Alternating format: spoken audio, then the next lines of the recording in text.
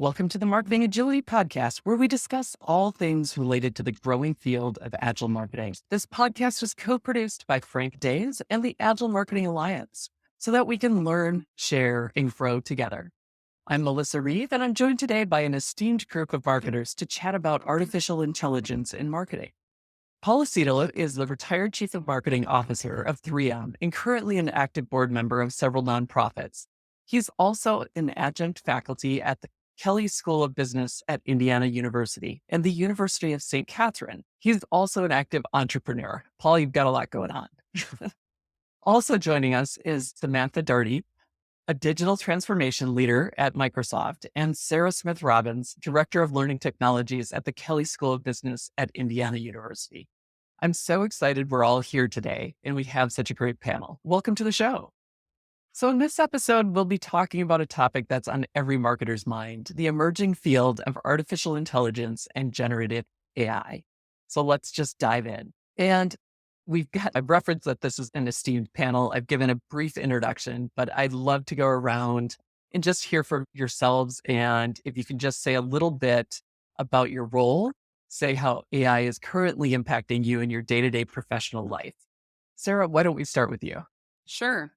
So I'm the blend between a marketer, a technologist, and an instructor. And so AI impacts me in lots of different ways. Primarily, I'm concerned with idea generation using AI, how it may allow for efficiencies in routine marketing tasks.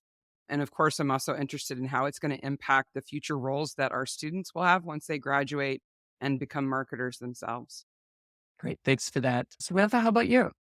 As a director of tech strategy at Microsoft, I work with enterprises day in and day out with this technology. I've had a background in data and AI, so I'm probably approaching it from more of the technology standpoint than the marketing standpoint, but really trying to help organizations understand the technology better and how to make use of generative AI to potentially create better business outcomes. I think the technology side is important. And as we all know, even though AI is the hot topic du jour, it's been around for a while. Paul, how is impacting you day to day? What are you seeing? As you just mentioned, Melissa, it's not something new, although it has popped into the global consciousness in a very big and significant way in the last 6 to 12 months. I have been scouting AI for many years. My eye is towards efficiency and the impact on cost, cash, and growth, particularly in terms of marketing productivity. And I think there's tremendous opportunity here, and I'm sure we'll get into some of the risks that are involved. So although it feels like AI is just coming on the scene, like we discussed, we know that it's been around for years. Samantha, you've been in technology a long time. What is your perspective? Artificial intelligence, AI, has been around for a lot of decades, right? So some of the earliest work was in the 50s and 60s when researchers really first began exploring the possibility of creating machines that could think like humans. And then in the 90s and 2000s, the AI research continued to evolve and subfields emerged. That's where you started hearing about machine learning and deep learning, really thinking about the way that they were focusing on machine learning, which focuses on creating those algorithms that computers learn from data without being explicitly programmed. Another was neural networks, which are mathematical models inspired by the structure and function of the human brain. And then recently, generative models like T3 and DALL-E and many more have risen and continue to advance this field of AI. These models are able to generate new examples, hence the generative aspect of the name, that are similar to examples from a given data set. And it's been used across fields all over. And overall, it's a long way. Yeah, and I feel like it's been just underneath the hood of a lot of technology that it just hasn't gotten a lot of attention. It hasn't been in the public domain. Paul, what's your perspective? You've got some fun stories about AI and its history in your life. Thanks, Melissa. The whole field is just fascinating. Listening to Samantha describe that is the reason we're all so energized around this. When I first heard about AI, I subscribed to AI Magazine. I did some research. I even tried my hand at coding some AI. It was 1984. So I've been scouting this for decades and waiting for the moment when it breaks onto the scene and can be used. This is something that, as we're all experienced with already, anyone who's been on either end of a chatbot or self-driving car, AI is creeping into our lives in many different ways. But I think that if you look at some of the reporting by McKinsey and Company and others that are predicting pick your trillion, right? It's 1 trillion, 2 trillion, 14 trillion. The size and the impact of global economy is going to be huge. But anyone who's had those experiences know that it's not quite ready for prime time yet. There are still some issues, and it'll be interesting to see the speed at which it evolves. So it's important that we get together as marketers, particularly in the context of Agile, because I think Agile is the perfect methodology for helping to deploy and govern the tools that we're seeing come on from AI. Paul, you've set me up very nicely there. This is the Marketing Agility Podcast. And so I'd like to shift a little bit into marketing. Sarah, what do you see as some of the gains from AI for marketers? It's interesting because as we talk more about like the generative side rather than the machine learning side, we have things that are much more at the fingertips of the average marketer rather than somebody who does more of the development and programming to get those insights. So as we start to see these new tools that have been so popular lately in the news and on the tip of everybody's tongue, we're actually starting to see it mature and actually become useful really quickly. The things that we're really excited about as I talk to students who are going out and doing internships, but also trying to start their own businesses. And we talk to companies that come to the university to get those students in to recruit and to inform us about where those careers are going. The things that seem to come up most often are the efficiencies in mock-ups, just being able to mock up ideas quickly to collaborate over something that you created 80% with AI and then you refine as a team. So a lot of that kind of grunt work or routine work is removed. We're also seeing bigger groups of qualitative data being quickly analyzed by AI so that you can generate customer profiles and communicate with them more effectively. And if it's done well, that's going to be great. And it's going to be really exciting. If it's done poorly, then it's just going to be a more personalized robot that we can ignore pretty easily. So we'll see where that goes. And I think one of the areas that my students are really excited about and the companies that the school works with seem to be really excited about is being able to quickly create content that feels like it came from somebody and that we know that kind of marketing is really effective, but we can't be friends with every single potential consumer. So having a tool that allows us to do that at scale while being somewhat realistic with it without being creepy is going to be really interesting to see. The Agile Marketing Alliance is a small organization. And so as these AI tools have come online, you mentioned the productivity, and we have felt that viscerally. It's whether it's being able to produce a video in the fraction of the time that it used to take. I don't know a ton about video and video scripting and motion graphics. And so to be able to put a blog post into one of these generative video tools and have that tool just auto generate simplified script, auto generates some B-roll clips, auto generate a suggested music track, and produce a 2 to 3 minute video that I just have to tweak.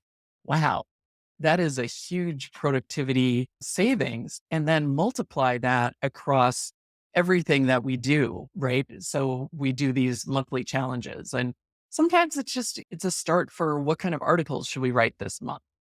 Hey, can we generate a start of a podcast script?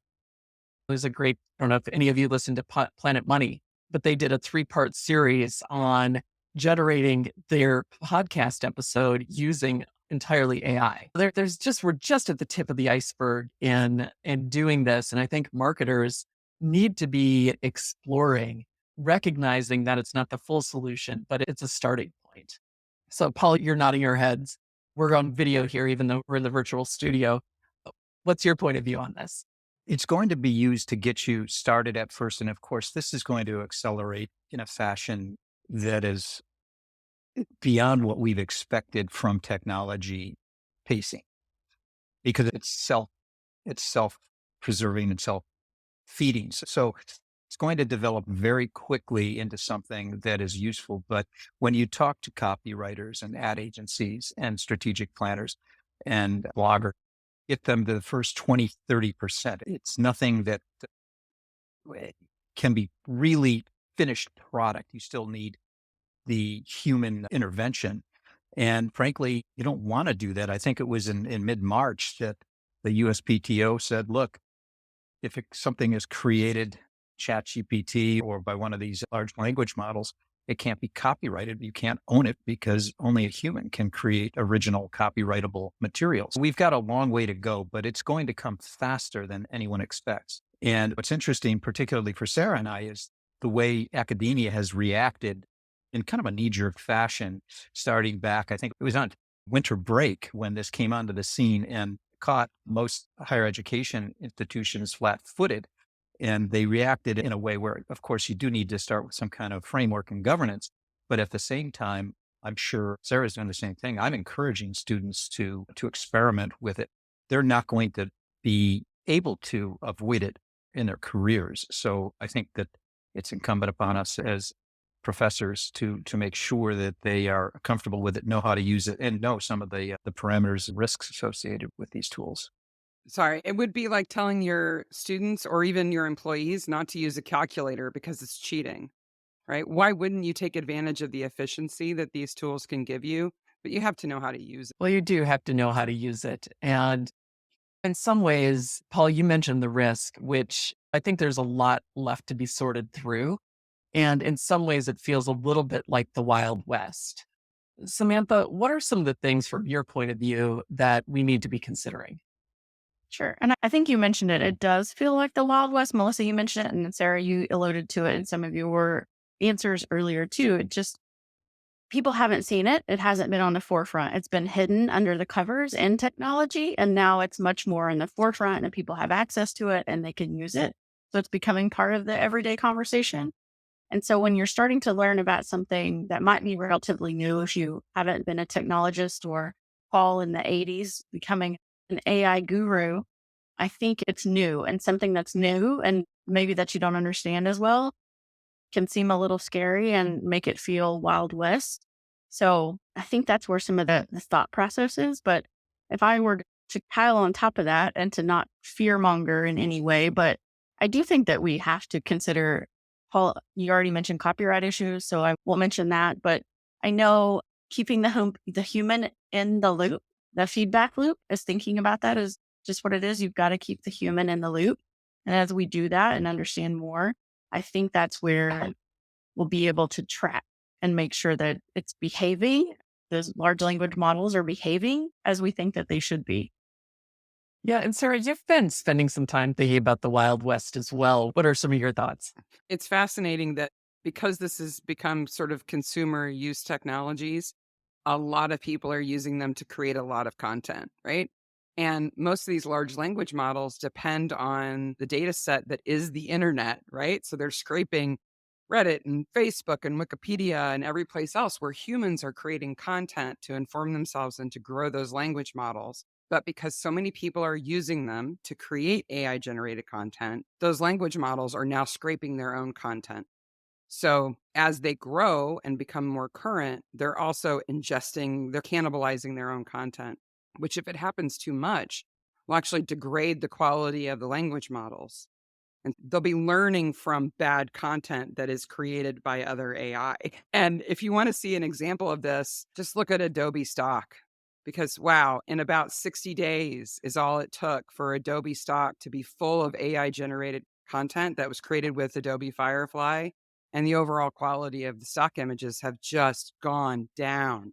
And now Firefly is learning from its own images to create new images, and the quality of the tool has gone down. So it'll be interesting to see how organizations and companies behind these models learn to detect their own content to prevent that cannibalization and keep the quality up. Yeah, And it's a great point because these large AI models don't necessarily ingest the final product where humans have actually touched it. Right. They're just touching and learning from what they generate, which is Yeah. interesting. And as Paul referred to earlier, I know academia, we had a knee jerk reaction to want to detect and prevent AI generated content coming in as student assignments, which I never thought would ever be possible. But now I have a glimmer that maybe the companies like ChatGPT may be the ones to actually build that because they need to detect it so they don't ingest it into their models. So maybe they will learn how to detect their own content. I think these are extraordinarily relevant points. As these models learn, they're going to need to know how to unlearn and unsee some of these things because there will be copyright infringements, there will be bad data, there will be disinformation, and there's legal peril which will be involved. And you can't have this information stay out there. And the knee jerk reaction was quite expected and normal. But again, with the benefit of experience, what I've seen happen as this thing evolves, these models, just to bring it back into the seasoned, trained marketers' comfort zone a little bit. These models are based on things like cluster analysis and discriminant analysis and multiple regression. These are not foreign algorithms. Some of these are algorithms that were invented hundreds of years ago. And these are just because of advances in computing power, in storage, in data, and moving down the cost curves, these things can be done very fast. And if you think back to how the data analytics practices in marketing have evolved from, I can remember when, if you wanted to do a conjoint analysis, you had to write the code. Okay. And then you got things like Sawtooth and other programs that you could use.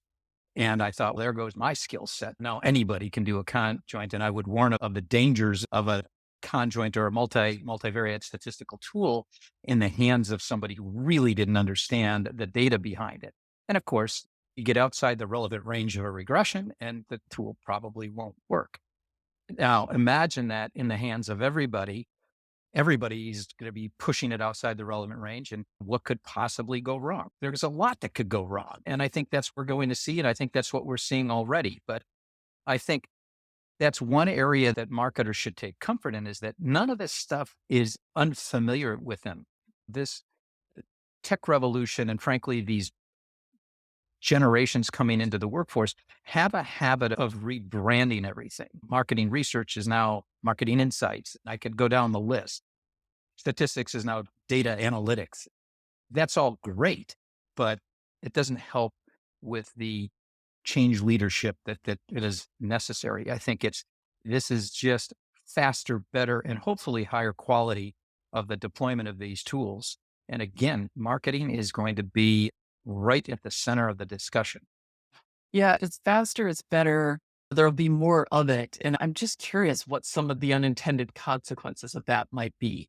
And I don't know that we have the answers, but I think for me, that's the shadow. Even as I'm enjoying creating videos in a short amount of time with the assistance of AI, what is the unintended consequence of that? Do we have tens of thousands, millions more videos, and then that becomes a flooded channel that nobody can navigate? Biases of models. There's only certain people, all the marketers are now dominating the channels. And so you've got a marketing skew. How do we start to determine these unintended consequences? And hopefully, my fingers are crossed, there are people thinking about this. Samantha, you're at Microsoft. I know that Microsoft is not new to AI and has been thinking about it for a long time. Talk to us a little bit about those considerations when you're dealing with AI in a large public organization.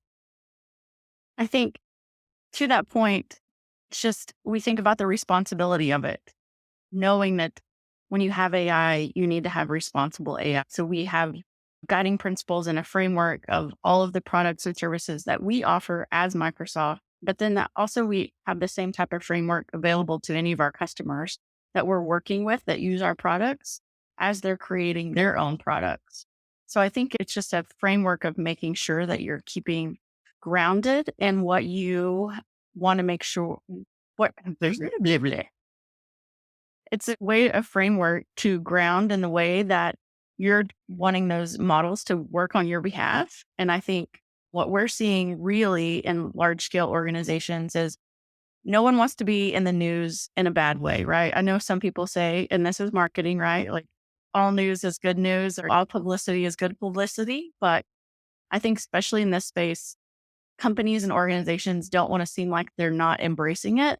But at the same time, they don't want to turn it loose to maybe forward facing consumer areas. So I've seen a lot of internal focused use cases and the way that they're doing it to understand the technology, understand how it works, how people interact, and some of those nuances. I've even seen companies and enterprises create their own terms and conditions around it of thinking about don't put in our intellectual property.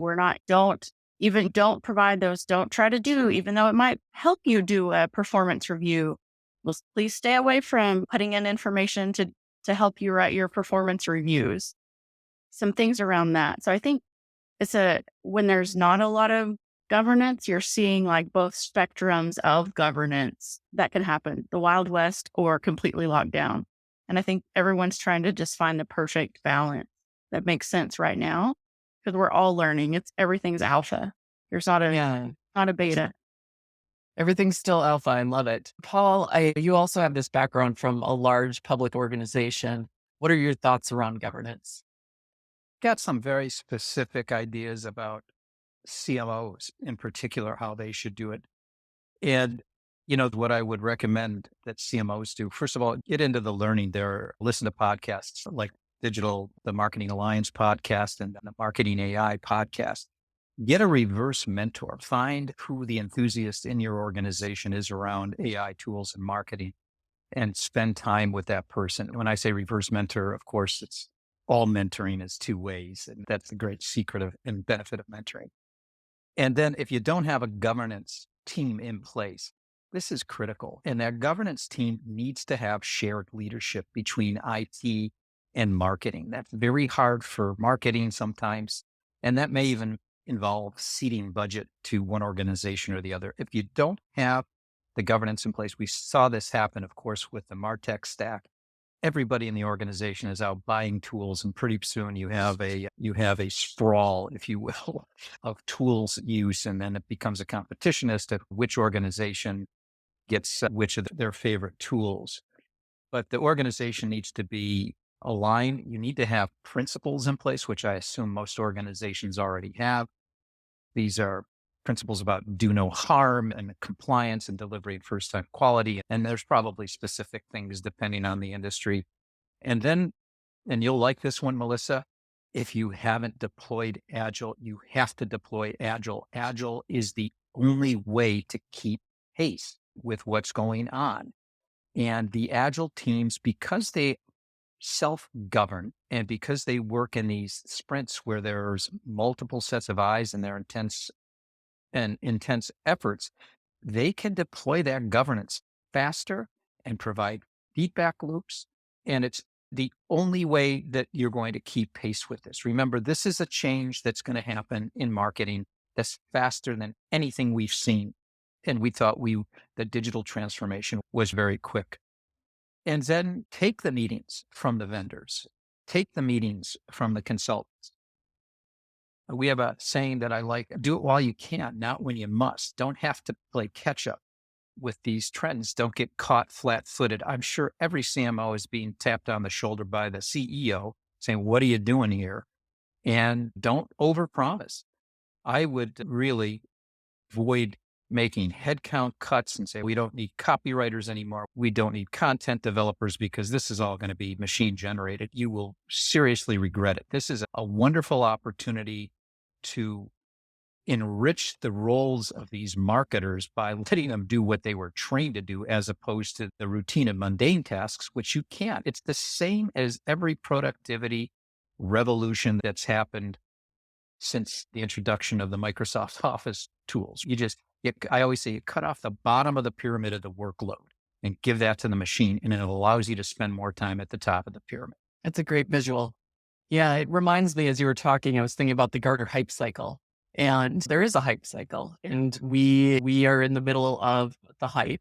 We can already feel that people dove in You talk about the knee-jerk reaction of academia. You talk about the marketers just diving in and exploring it, which is all good. And we're already coming up against the limitations of AI. So it's not going to take over the world tomorrow.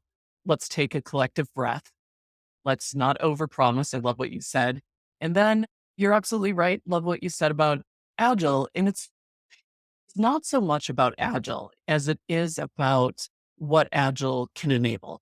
And from my point of view, it enables what you said, which is a system of change. So the systems of change that we have in many organizations look like top down, and they're too slow. It's too slow for a small group of people at the top to decide what the rules are, to decide what's right for everybody, decide how to implement. What we need are those guardrails. So this isn't fast and loose, but enough guardrails to keep people knowing where the playground boundaries of the playground are. And then a system of change where people can react quickly to their local context, where they can experiment, where they can implement and innovate and keep up with that speed of change. And I feel like that's the role that Agile can play when it's in the intersection of digital marketing and AI. Yeah, because the change isn't going to happen once. It's going to continually happen. So having teams who can continually react and not just react once and be done, I think is going to be imperative.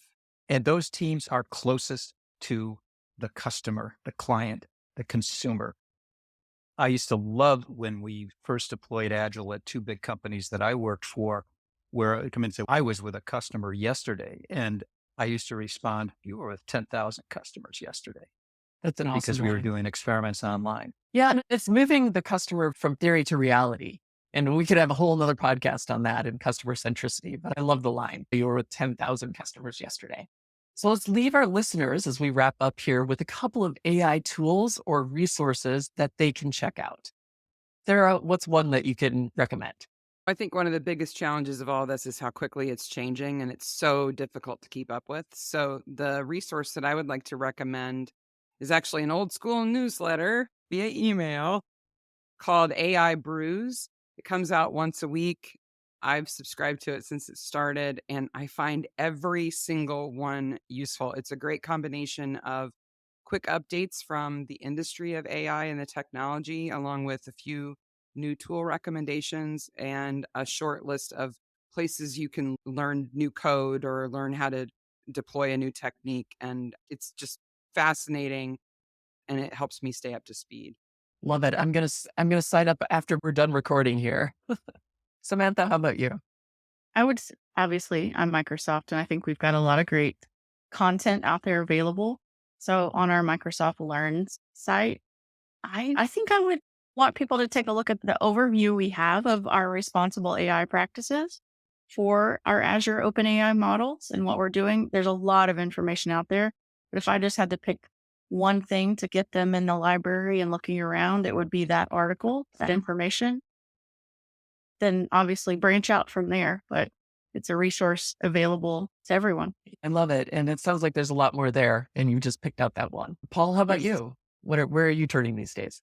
I'm turning a lot to the reverse mentoring model. Don't underrepresent the liberal arts majors on your teams. I love the way that English majors and others are trained to think about things. And that's what you need right now is you need people who challenge the conventional wisdom and really, really think through what these consequences are. And you want to deploy this for good. Everybody wants to deploy this for good. And so I think really listen to your teams.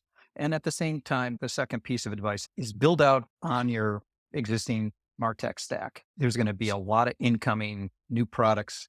That's not a dimension. I always say when you do diversification, don't change in multiple dimensions at once, change in one dimension at a time. And I think that's why I would stay with the existing stack and see what the ecosystem looks like around that. So a year from now, Paul, where do you think we'll be relative to AI and marketing? Not to give an unfair plug to Microsoft, but this Microsoft 365 implementation is going to change the way you work. Everyone listening, I'm sure, is too young to remember when Microsoft Office was first deployed, but I can tell you the impact on productivity for information workers was astonishing. And I can remember embracing that very early in my career, and it made a big difference because I could do that, which is one of the reasons I'm here today, is to stay relevant. I need to have these tools at my command. And I think in a year from now, it'll be very well understood. Some of the big fears, you go between Mark Andreessen and Kowski, who thinks it's going to end human civilization. It's never as bad as you think it can be. It's never as good as you think it can be either. But I think that's where we'll be. I think we will be comfortable with it. We'll have an understanding of it, and we'll have lots and lots of stories, epic fails of the deployment, which will reassure everybody that it's not coming after us anytime soon. Sarah, what's your point of view? I think in a year, we're going to see some new superstars who emerge as question askers, people who understand the potential of these models because they understand the kinds of things that they can tell us.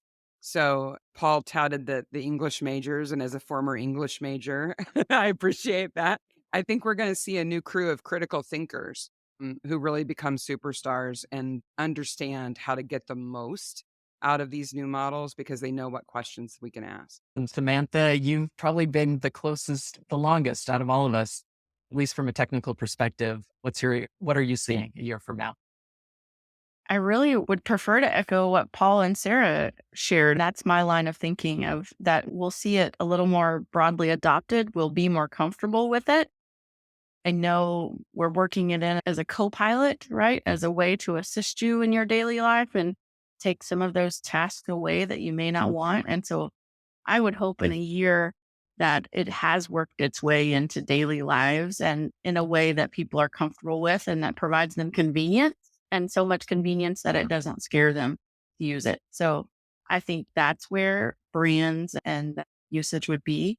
But I would also echo, I think people who understand language well, like those English majors, for example, can be some of those best prompt engineers of thinking about how to be concise in the way they articulate what they're asking of the model and to get responses back in a way that makes that beneficial and efficient for a process versus, maybe 2 or 3 iterations. They could do it in the first iteration. So I echo a little bit of what Paul and Sarah said. I realize that's not an original thought, but I think if anything, hopefully it just echoes what they're already saying. For sure. And I feel like if I were to synthesize it all, we're further down the hype cycle. So the thought that it's going to take over the world has mellowed out a little bit and it's starting to normalize. So I really appreciate everybody showing up to the panel today. You guys have shared some amazing insights and stories. Thanks for being here and sharing your perspective. And thanks for listening to our show today.